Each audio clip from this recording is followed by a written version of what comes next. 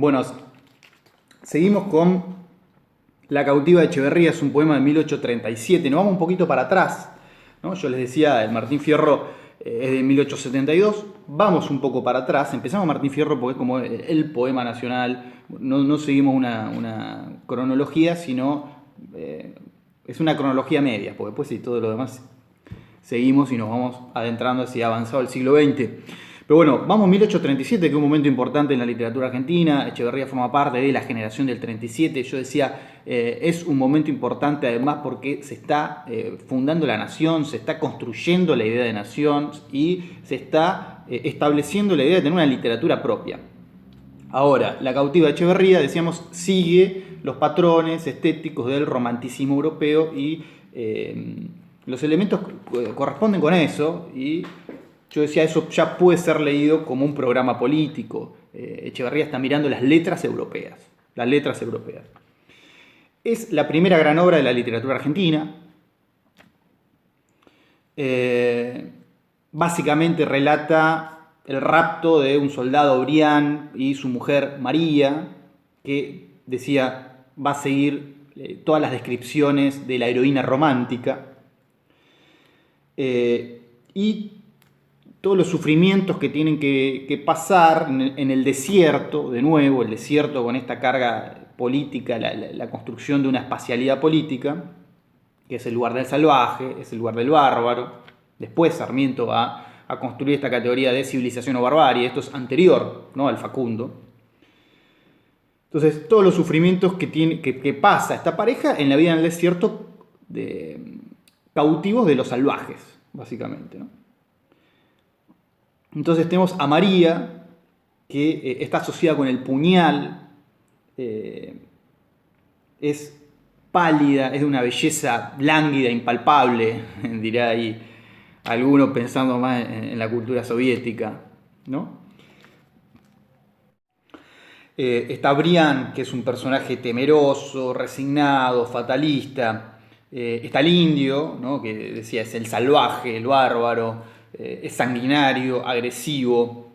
Y está el paisaje, que es un personaje más. Esto es un elemento romántico, ¿no? El paisaje tiene características humanas directamente, y sobre todo vamos a ver que las descripciones del paisaje representan la interioridad de los personajes. Esto es un elemento también del romanticismo, del romanticismo europeo, básicamente. Entonces vamos al poema. Página 45, otra vez, acá con esta placa en Paint. Bueno, ahí les marco la rima. A, A, B, B, C, D, E, D, E, C. Es una rima medio extraña. Pero, nada, y también se las pongo ahí en color como para ver lo que decía antes. Básicamente entender que hay algunos poemas que siguen una métrica, que tienen un metro. Sobre todo para pensar en la segunda parte de la unidad, el verso libre, el verso liberado justamente de estos patrones tan rígidos. Entonces empieza la primera parte de la cautiva, el desierto, ¿no?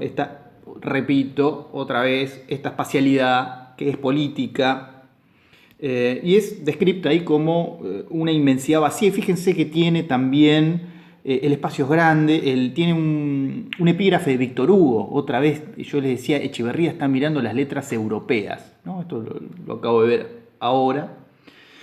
Y una zona literaria en especial también, ¿no?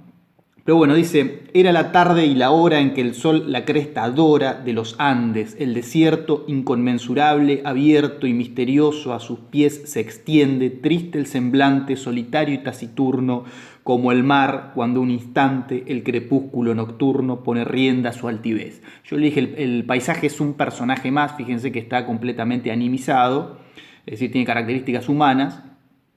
Y no solo eso, sino que tiene características románticas, es un personaje romántico, es triste, solitario, taciturno, ¿no? El héroe romántico tiene estas mismas características. El crepúsculo nocturno, la nocturnidad, bueno, dice, gira en vano, reconcentra su inmensidad y no encuentra la vista en su vivo anhelo, do fijar su fugaz vuelo como el pájaro en el mar.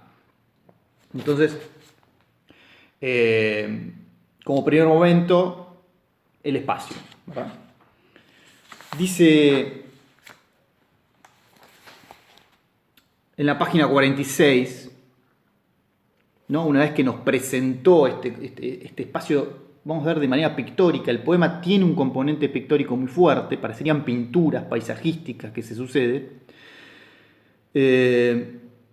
Dice, a veces la tribu errante sobre el potro rozagante, cuyas crines altaneras flotan al viento ligeras, lo cruza cual torbellino. El desierto de repente es cruzado por la tribu errante. Este desierto que al parecer no estaba tan desierto, ¿no? Dice, cuántas maravillas sublimes y a par sencillas sembró la fecunda mano de Dios allí.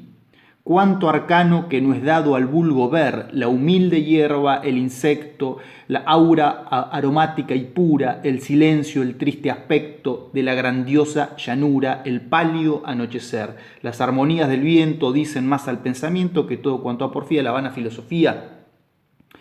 De nuevo, el paisaje tiene un rol activo y fíjense estos adjetivos: humilde, puro, triste aspecto, grandioso, pálido. Es un héroe romántico el propio paisaje.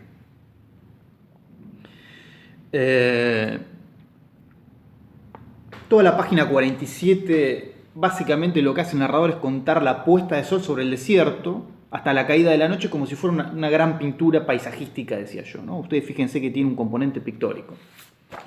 Es esto, es un atardecer en el desierto. Hasta ahí no pasó gran cosa, evidentemente. Ahora, en la página 48 aparece el indio, ¿verdad? Y dice, se oyó en el tranquilo llano sordo y confuso clamor. Un poco más adelante dice, víanse lanzas agudas, cabezas, crines ondeando y como formas desnudas de aspecto extraño y cruel. Insensata turba, con su alarido perturba las calladas soledades de Dios. ¿Qué humana planta orgullosa se atreve a hollar el desierto cuando todo en él reposa? El bando de salvajes atronando todo el campo como torbellino pasa en ademán atroz. Yo ahí hice algunos cortes. Ahora fíjense, de repente el indio viene a interrumpir la paz, ¿no? La paz de Dios, que es un Dios blanco, europeo, evidentemente, cristiano.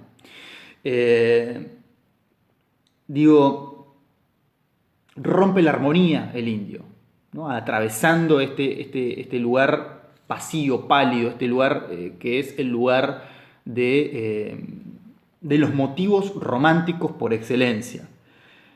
Y en algún punto, empieza a prefigurar esta categoría de civilización y barbarie. Son los bárbaros, que después Sarmiento cristaliza en el Facundo de 1845. Fíjense en la página 49 esta escena que vuelve a recuperar la descripción de los indios que aparecen siempre fragmentados, ¿no? Nunca se los describe de manera total, de manera completa.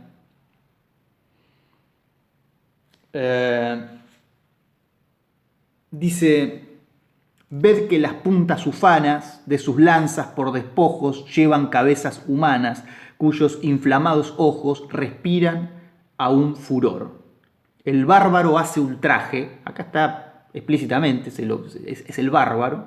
Dice, su rencor todavía mira con torpe placer las cabezas que cortaron sus inhumanos cuchillos, exclamando, ya pagaron del cristiano los caudillos el feudo a nuestro poder.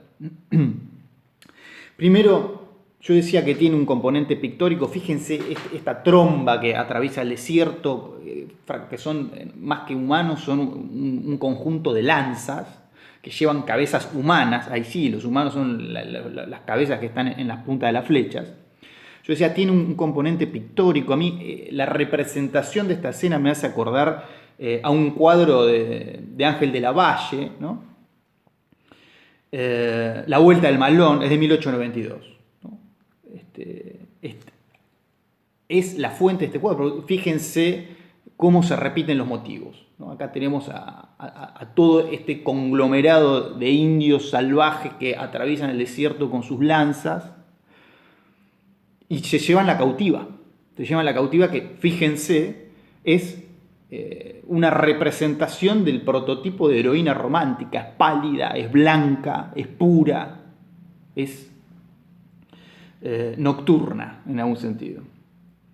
Ahora, volviendo a la cita, dice sus inhumanos cuchillos. Ustedes fíjense el campo semántico siempre para describir al indio. Dice, son torpes, son inhumanos. Ahora, son inhumanos, pero fíjense en toda la otra parte, que no leo, pero está ahí en el poema. Echeverría le da la voz al indio para que cuente el saqueo salvaje que acaban de hacer, ¿no? Es decir, para que se condene solo. Esta operación de darle la voz al otro para que se condene solo es importante para operaciones de la literatura en clave política. A mí me recuerda 1947, Borges, Bioy Casares escriben La fiesta del monstruo. La operación es la misma. Darle la voz al otro para que se condene solo es un cuento violentísimo, revulsivo. Básicamente cuenta en primera persona, lo cuenta un peronista, ¿no? Nosotros vamos a ver en la unidad 2, cuando recuperemos los cuentos sobre peronismo, cómo se actualiza esta dicotomía de civilización y barbarie en otro momento histórico. Borges hace eso en La fiesta del monstruo. Entonces, un peronista que sale ahí de Tolosa, de la zona sur del conurbano, van hasta Plaza de Mayo a escuchar al monstruo, que nunca se lo nombra, que está hablando en Plaza de Mayo, ¿verdad? Que es Perón. Y en primera persona va contando, hablando mal, contando toda esa travesía que hicieron. Hasta Plaza de Mayo van prendiendo fuego todo, van rompiendo todo, prenden fuego un colectivo. Son como una especie de drugos, ¿no? Que implementan ahí como una violencia medio gratuita, hasta que llegan a Plaza de Mayo y culminan con un festín de sangre, porque se cruzan a un judío que viene caminando, ¿no? con libros en la mano como representativo de la intelectualidad, y básicamente lo matan a piedrazos. Lo matan a piedrazos se sacían de sangre, básicamente. Esa es la operación, esa es la lectura de Borges y Bioy en ese cuento con respecto al peronismo y cómo actualiza la categoría de civilización y barbarie. Bueno, ahora la operación estética es darle la voz al otro para que se condene solo. Está escrito en primera persona y lo cuenta este peronista que va a Plaza de Mayo. Bueno, acá Echeverría hace algo muy parecido, que es, bueno, que el indio hable. Que hable el indio y cuente el indio las atrocidades que cometieron y que se condenen solo. Esto mismo lo vamos a ver en La refalosa de Ascasubi, donde el mazorquero rosista cuenta en primera persona lo que le hacen a un unitario. Esta operación, entonces, que la podemos recortar como una serie, empieza a ser significativa, ¿verdad? Bueno, a mí de toda esta escena me parece interesantísima toda la escena. Y ver que al nivel del argumento no pasa demasiado, ¿no? Porque está el desierto, está esta tromba de indios que pasan con las cabezas humanas, tiene una tensión dramática la escena, pero no pasa tanto a nivel argumental. Sin embargo, está repleta de sentido en la forma, sobre todo, ¿no? En los adjetivos, yo decía en el trazo pictórico con el cual Echeverría presenta la escena. Entonces me parece que es interesante como aviso de que tenemos que leer la forma, ¿no? Tenemos que leer la forma, que la forma es contenido, que la forma es un elemento que está ahí para ser explotada. El argumento está muy bien, está y hay que trabajarlo y por supuesto actúa como marco de contención de un montón de cosas, pero las cuestiones formales hay que ir prestándole atención. Yo hice un escaneo muy por encima del poema, ustedes léanlo. Ahora, La cautiva, fíjense el trabajo que hace sobre todo con la descripción, con la adjetivación, cuando adjetiva a los indios, cuando adjetiva al paisaje. Fíjense que todo ese despliegue de distintos campos semánticos está cargadísimo de sentido. De nuevo, recuperar algunas claves de Monteleone y ustedes empezar a pensar alguna cosa. Pueden también trazar genealogías, pueden trabajar más de un poema. En la cabeza, seguramente quizá en el parcial aparezca algo de todo esto. Así que bueno, vamos con La refalosa en el siguiente video y agárrense.